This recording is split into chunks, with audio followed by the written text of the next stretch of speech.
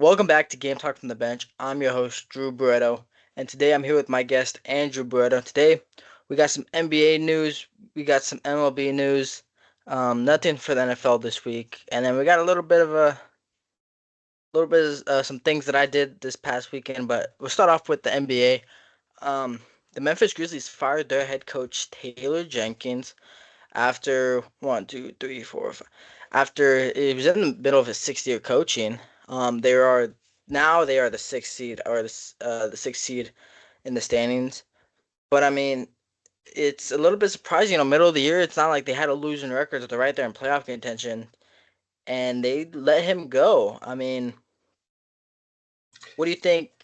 I mean, I haven't seen any like specific reason why they let him go or what, but I mean, Yeah, to me, it's just a little. I'm a little dumbfounded. yeah. I don't know what firing a coach, a good coach, especially like you said, they're winning, they're in the playoffs, they got stars on their team, and to get rid of them right now towards the end of the season, right before playoffs. Yeah, it's a little mind-boggling, but it seems like I'm guessing that maybe they expected more for their team. You see Rockets all the way up to the number 2 seed.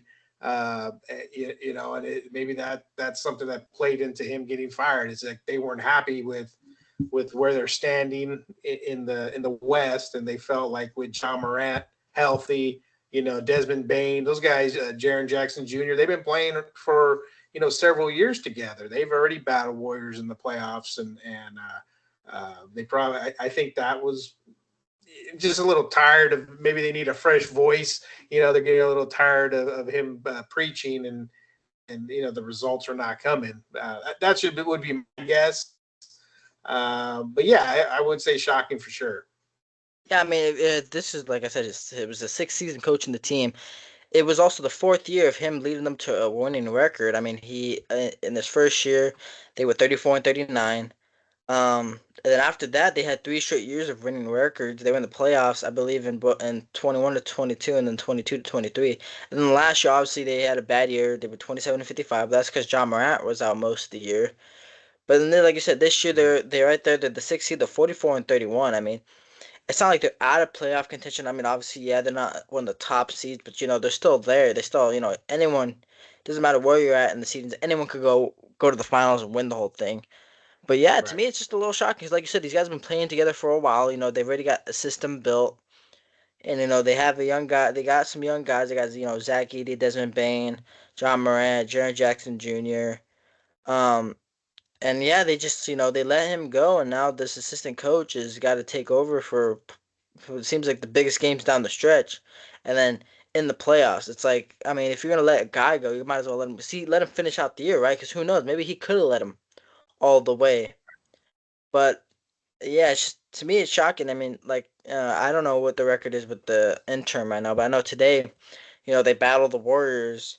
And they end up losing, so now the Warriors jump ahead of them for the fifth seed. And they hold the tiebreaker. The Warriors beat them 134 to 125, and it was a shootout. It was a shootout. I only was able to catch the second half, but I mean, what were your thoughts on the game besides number 30? Yeah, no, I caught the second half too. And yeah, as soon as I saw that Curry, or I just checked my phone real quick, Curry already had like 9 threes, and I go, oh, shoot, let me go run to the TV, put it on, because, Curry's on those days. And sure enough, yeah, it was a shootout. They were going back and forth. John Morant was doing his thing.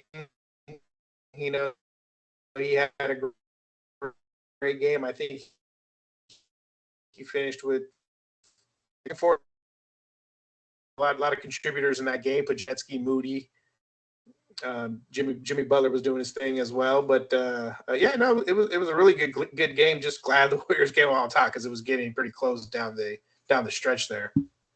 I remember it was on when I was home, and it was like the end of the half, and Curry hit his eighth three already, and he was at 32 points, and I was like, hey, he only needs what, seven for the record. I mean, obviously, seven's not easy to do. I mean, some people can't even hit seven threes in a game. Yeah, But yeah, in the second half, he knocked down two quick ones. He yeah, was at 10 for a while, then he was starting to miss a couple, and I mean, he ended up with 12 threes. He ended up with, I believe, 52 points. They ended up getting the dub. He had a double double. Draymond had a triple double. Jimmy Butler had a big game as well. And it was a big game for them because like I said, now they're the fifth seed. Now there's separation between them and the play-in. Obviously, like we've said in previous episodes, they don't want to be in the play-in. They're 0 for 3. So it was a big game for them, but it's also, I mean, the Grizzlies can compete, man. I mean, they came back from down 17. They took the lead, and then they battled with the Warriors down to the final minute. So it's not like the Grizzlies are a bad team. And like I said, it's just shocking that they just got rid of their head coach after 6 years. Yeah, no, yeah, they're a good team, and they had like you said, the young center Edney. He was playing well, and then Scottie Pippen Jr. had some points down the stretch. Yeah, I was just like, wow, okay, where'd he come from? He was playing well, but as soon as John Morant, just started missing some shots, then you could. I think Moody ended up hitting a big shot down the big 3-pointer down towards the end of the game, and yeah, no, the Warriors pulled it out, but Memphis, yeah, I mean that's whoever ends up getting that team as the head coaching job of that team, yeah, they got all stars already. They whether it's the assistant coach or the interim one right now, or maybe they just shooting for a big name and trying to get the Memphis Grizzlies where they're hoping, where they have higher expectations of competing for. And like you said, they could compete this year. I mean, the West yeah, is 7-game series. The West. I mean, everyone's tough. You saw this today. That game. I mean, that was a playoff game. I think even Bob Fitzgerald said that was, hey, the playoffs start in like less than 8 days or whatever it is, and that was a playoff game today. yeah. It was the Warriors have a bunch of tough matchups coming up. I know they played the Rockets, the Nuggets, and the Lakers within the next week, so this was a big game for them. But right now it pitched the Grizzlies against the Nuggets. The Nuggets are a very great team. Jokic is probably the best player in the league. So that's a tough matchup for the Grizzlies. But right now the Warriors are going to be playing LeBron and Luca and the Lakers. So that'll be a good series to watch. But yeah, obviously, like I said, big game for the Warriors. They don't want to be in the play-in. And for the Grizzlies, I mean, they still got a game or so ahead of the play-in, but they're at the brink. And like you said, there's only a couple games left before the playoffs, but it's coming down on the wire. Yeah, they got that matchup with the Lakers, and anytime you're playing a LeBron team, it's like here we go again. This time, with Luca and company, and who was the other guy that got there? He's a pretty smooth Austin player Reeves, too. Austin Reeves, yeah. I was gonna say the other white guy, but yeah, you know yeah. which one. Yeah, Austin Reeves. They got a good team, and that of course, anytime you got a LeBron team, that's gonna be a battle. So I mean, the way it sits right now, the playoff seedings, yeah, that's not good. I guess whoever you play in the West is going to be a battle just to get out of the West, go to the finals. Yeah, every series is going to be a great series in the West compared to the East. But we're gonna move on, to some MLB stuff. Obviously, opening day was last Thursday. And there's some very surprising teams. I know you're not the biggest baseball guy, so I'll try to make this as quick. But in the Yeah. American League right now, the top of the American League is the Tampa Bay Rays. The Rays are not playing in Tropicana Field. They're not playing in Tampa Bay. They're playing at the Yankees AAA Stadium, just like how the Oh, Athletics are. They're playing in the A's are playing in the Giants AAA Stadium. But the Rays are 4-1. Yankees, I believe, just lost today. They lost the Diamondbacks. They are 3-1. Blue Jays are 4-2. Orioles are 3-2. And and in the National League, both the Dodgers and the Padres are undefeated. The Dodgers are 6-0. Padres are 5-0. Giants are 4-1. And even the Diamondbacks are 3-2. So the NL West is a tight division right now. It looks like in the National League Central, it could be anyone's game. I know it's only a weekend, but there's been some big controversy of the. Well, even the Angels are 4-1. That's a big surprise, and the White Sox are 2-3. But I don't know. Have you heard the controversy about the new torpedo bats? I did. Wasn't did they have the score of the weekend game was 20-9, right? Wasn't it like Yeah, 20? the I mean, Yankees something. hit What was nine it? home Nine runs. homers? Yeah, they hit 9 home runs in that game, and people were believing it's these torpedo bats. Obviously, they moved most of the wood to the middle of the the barrel. So when you make contact, it's you get more of the wood. But I mean, they're legal, so I guess I seen today that a bunch of players and a bunch of teams have put in orders for these new bats. So I mean, if it becomes a trend of it giving an advantage to the hitters, I mean, do should they allow the pitchers to get a little advantage, or you think they're just trying to get the views up and they want to see more runs? Oh yeah, they want more runs. They want more but runs. They don't care if the bat's juiced, if the ball's juiced, if the players are juiced. It doesn't matter. They want 20-9 games. They want to see Aaron Judge get 70 homers or whatever it may be. But yeah, I think their ratings probably went through the roof opening weekend.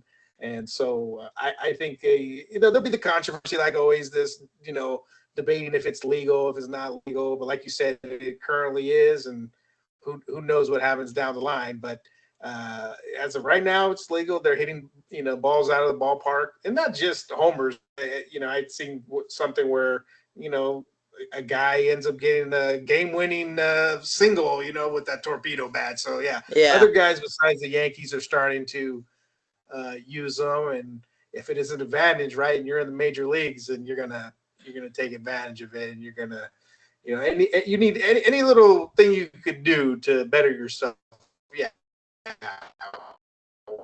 why not? yeah, and they're not something new. Obviously, they're becoming a big trend this season. But last year, Giancarlo Stanton of the Yankees, he used a torpedo bat, and I saw a thing today that obviously he's out on the injured list right now because he's dealing with pain in both of his elbows, and he said it was due to bat adjustments. So some people believe it was him switching from a normal bat to the torpedo bat, but that's just what people believe in. But another thing I saw is like if these torpedo bats are giving people an advantage for hitting, and these people start hitting a lot more home runs and stuff, it's like Barry Bonds should be in the Hall of Fame right now today. Uh, and I mean I gotta Barry agree, right? Bonds. Yeah, I mean, okay, all of a sudden these guys are hitting 60 home runs as well. I know Bonds and them were there in the 70s, and like I said, any advantage that these players could use, whether it's the bat or just anything that they could use. I just know that they'll take advantage of it. And um, yeah, I think as of right now is not banned, so it's somewhat still new, and I think it's getting more attention now because of the weekend barrage of home runs that the Yankees had, and so that's why we're hearing about it everywhere on the media and on ESPN and all that stuff. Yeah, it's obviously creating a lot of sound, creating a little bit of controversy, but yeah, but they're 100% legal, and we'll see. We'll probably see a lot more around the league now, and we'll see what that takes us. But Well, yeah, over. yeah, we'll just wait till somebody, some old guys, just old school guys, just gonna uh, put up a big fuss and take it to higher ups, executives, and get this banned and say it's not fair or whatever. And next thing you know, who knows what's gonna happen? But they're Yeah, most definitely. But yeah. So this past weekend, for those you don't know, um, I'll be going off to college next year. I'm gonna go major in communications because I want to be a play-by-play sports announcer. So this past weekend, I uh I went and I did some PA announcing. You want to fill the people in on where I was at? Yeah, no, that was yeah, no, that was pretty cool. My son plays for the 12U Hollister Cowboys. They're called the Outlaws, and they needed a PA announcer. And I know talking with you, one of your goals is yes to go off to college. Get a degree in communications, eventually work in play by play, Yeah. something like that to that effect. And well, you need practice, right? You need to put some work in, and what better way to do it to do a youth football game over in Hollister. So you drove to Hollister and um, you went ahead and it was the Cowboys against the Browns. And yeah, you were in the booth. It's pretty cool. I think you should go ahead. We have some photos, maybe a little video. I've been trying to get the video of your touchdown call, but screaming their Oh. heads off, so it doesn't. I can barely hear your voice there. It's not the best audio. Otherwise, I would have sent it to you. But I think you did a great job, and picked it up pretty quick. Especially, some of those jerseys. It was hard to see the numbers, right? Yeah. It was definitely a cool experience, being up in the press box. Obviously, normally you're there in the stand and you're just watching everything that happens, discussing, missed calls and this and that, certain like why would they do this, why would they do that. But it was pretty cool because the mic that they had up there, it was either I could click the button and it was just like and it just stayed on, or I just push to talk. Obviously I kept push to talk on because you don't want to hear everything I said. But yeah, it was definitely cool. Obviously you have to pay more attention to the game. Obviously, like you said, I had to watch, who was rushing the ball, who made the tackle, who was throwing the ball, and I Right. had the roster sheets in front of me, and it was pretty cool. I had a referee next to me. He was, doing the scoreboard, and it was cool. Every time there was a flag call, I got to announce it. Obviously it wasn't the highest scoring game. I believe the score was 6-0. Not what I'm used to. The previous games I've gone to. Normally the Outlaws are scoring like 4+ touchdowns a game, but on Saturday was a different game. It was Yeah, only it had to be this game, right? I was yeah, hoping that there would be more touchdowns for you to score, but or to call, but no, you did good. When somebody would make a tackle, you call the number and 3rd and 7 or whatever it may be, and yeah, I think overall, yeah, that was a good. Now, was that your first? Was that your first gig? I guess was that the first yeah, time you announced something, or have you yeah. done some It other? was my first ever gig. I remember when I signed, I told you yes I wanted to do. I remember I was like a little nervous at first. I was trying to practice what I was gonna Oh, say. But as the game went along, it became a lot easier, and it was just something that it started to become natural at the point. It was just like I always like I'm at like if I was at my house, commentating on the game that I'm okay, watching, it just became something yeah. like that. Obviously, can't say everything that I want to say. Obviously, I just gotta stick to just certain things. But it was definitely really cool, just to see. Like I said, call first downs. Calling the touchdown was amazing. I remember there was actually one play where I thought they were about to catch a touchdown, but it was an incomplete pass. But yeah, calling the touchdown was definitely cool. At the end of the game, they forced the incompletion, and calling that was great, and it was just a really good experience. I had a great time. Obviously, I had you and my dad in the booth helping me with numbers because it was very hard to see. Now I know next time I'm gonna need some binoculars so I And could see yeah, those jersey and now numbers. you know those guys must have binoculars. Yeah, they must have binoculars up there because we were up there going, "How do you see those numbers?" And but yeah, no, I thought for your first time you picked it up, and it's normal to be nervous, right? But then once you get in the groove, you start making some calls. Uh, next thing you know, you're just feeling good about yourself. And hey, when's the next game? Yeah, most definitely. It was like I said, great experience. I remember there was a time where it looked like there was a horse collar, and the ref next to us was like, "Is that mic on?" I was like, "No, it's not." And he's like, "Did that look like horse collar?" I was like, "Yeah, it did a little." So it was cool. I was talking to the ref a little Yeah, bit throughout the game. He was an older guy. He was really cool. He gave me his rule book that showed me all like the penalty yeah, markets or hand calls, hand signals. And so it was very cool to, be up in the booth. It was very nice in the booth. Obviously, probably the best view of the game. You get to see everything. It was not hot in there. At one point, it even got cold because I think the AC turned on. But yeah, yeah, overall, it was a great experience. It's something I'm glad I did. I'm glad I got the opportunity to do it. I would like to thank the Hollister Cowboys, the Outlaws, the the 13U, 12-year-old team for letting me yeah. Totally. do have the opportunity to announce their team. I'm glad they got the W. But tell me a little bit about them. What's their record looking like right now?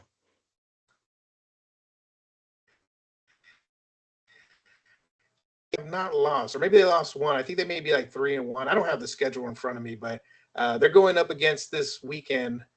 Sunday, they're going up against the Santa Clara Lions, and the Santa Clara Lions are always stacked.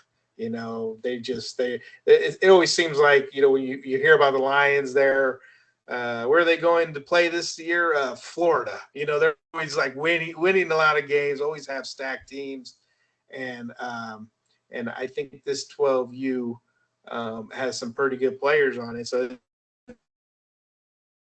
it's going to be a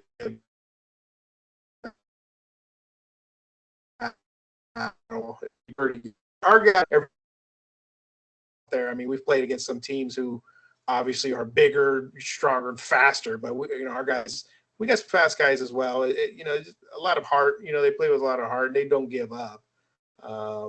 But yeah, it's gonna be it'll be a battle, and we'll see how it goes this Sunday. Yeah, they play Sunday at Townsend Field, or it's actually called something else.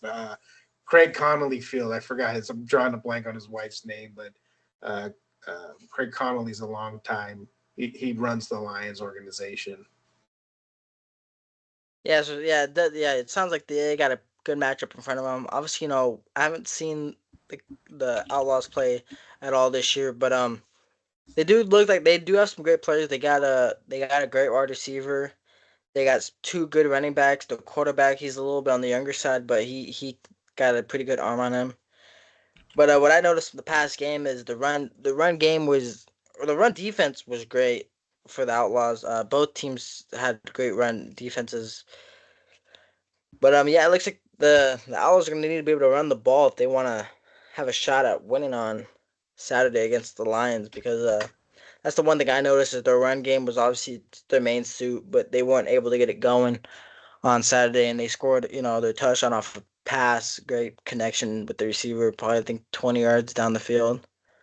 So yeah, hopefully they do good. Obviously, I would love to do another game in the future. I know the next home game I won't be available to do, which is unfortunate. 'Cause like I said, I had a really great time. It was really fun doing it. Yeah, who knows? Who knows? Maybe we'll see when there's an availability, and if they need an announcer, which often they do. They need some help there. It's everybody has certain hours that they have to put in, and it's you either set up the field, help in the snack shack. You could be an announcer. Um, things like that. So that could be one thing where I say, hey, Drew, we need an announcer. Are you available? Let you know, and then like we said in the beginning, right? You have to just keep starting practicing and get repetitions in to where this becomes a second nature. Yeah, most definitely. I want to get in as much practice as I can, because obviously that's like my goal in life is to become a play-by-play. Obviously, PA announcing isn't Nice. exactly the same Yeah. thing, but it's as close as it gets. So doing this, just talking yeah, in general, right? That's why we're doing this too. Is we're just practicing. We're just BSing, talking about anything relevant, anything in the news, any sports, like we're talking about youth football now, just whatever it may be. And that's the kind of thing you'll get better at. And I'll probably get better too, because as you can tell by my voice, that I'm not the best communicator. So, yeah, that's another reason why I started this podcast. It's like I said, I love talking about sports, and I came to the realization I won't go professional in sports, but I at least want to talk about it. I love watching baseball, football, basketball, soccer occasionally, mostly during the World Cup or the Olympics or the World Cup or like the Copa Americas and stuff. And I grew up playing sports, so yeah, sports is the one thing I've always loved, and that's like I said why I created this podcast so I could get more experience, talking about sports and learning more information because every episode we gotta talking about something different, so we always gotta be doing a little bit of our research, finding out different things and so what? So yeah, it's the journey is gonna be fun. I'm still looking forward to it. Like I said, I hope to do another Outlaws game in the future. Yeah. So This is just the beginning, right, Drew? It's just the beginning. I mean, there's a long. You talk about your journey. There's a long road ahead of you. A lot to learn, a lot to work on. Um, and yeah, and then I mean, one of the things too is maybe during this podcast we get to announce, where you're taking your talents next year once you graduate from high school. What's the who's the lucky college that's going to get Drew Drew Barreto? yeah, I gotta make the decision soon. I think I gotta make it by like the end of the month or so. But yeah, I'm coming down between two schools. So I gotta make my mind up soon. But yeah, I'm Oh, definitely nice. looking forward to it. I'm definitely looking forward to the opportunities to hopefully, announce some games in college. So that's obviously one of the first goals of mine is to do Yeah, that. that'd be good. But yeah, this is just the start. Like I said, this is why I have this podcast. This is why I want to do that PA announcing. And it's only up from here. So looking forward for the ride. Hey, more power to you, man. Go get it. Just Yep. go for it. Why not? All right, I think that will cover all of it today. We covered some MLB news, some NBA stuff, and some personal stuff of mine. But thank you all for tuning in. We're on Spotify, YouTube, Instagram, TikTok. Don't forget to like, subscribe, follow, turn your notifications on so you know when we upload. Trying to become consistent with Tuesdays and Fridays, but school's coming to a close soon, so work is getting up there. But trying to make it happen. You're trying to, yeah, you're trying to wrap up your senior year, man. You got a lot going on, but we'll make it happen whenever we have a chance. I know you're trying to stick to those days. Let's do it. You let me know 5 minutes before. It don't matter. We'll try to get. Yeah, We'll it just seems like you like said, just start rapping. we become pretty consistent on Tuesdays, but on the Friday part, Yeah, I know this Friday I won't be able. I don't believe I'll be able to do one this Friday, but maybe on Saturday or even Thursday yeah. There we you might be go. able to record one, and get it out. But yes, thank you all for tuning in. I'd like to thank my guest, my uncle. Thank you for joining me today. And until next time, stay ready.